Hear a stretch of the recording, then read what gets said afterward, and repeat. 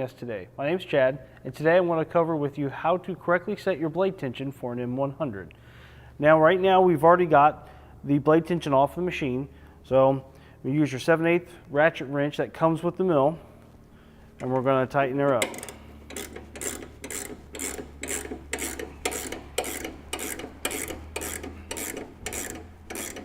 So as you tighten this up, you want to make sure that this bracket here, as you're tightening up, it's going to start compressing that bushing in there, and you want this outside edge here to be flush with the bracket inside here. So I still need to do a couple more turns to get it flush. There. We are flush.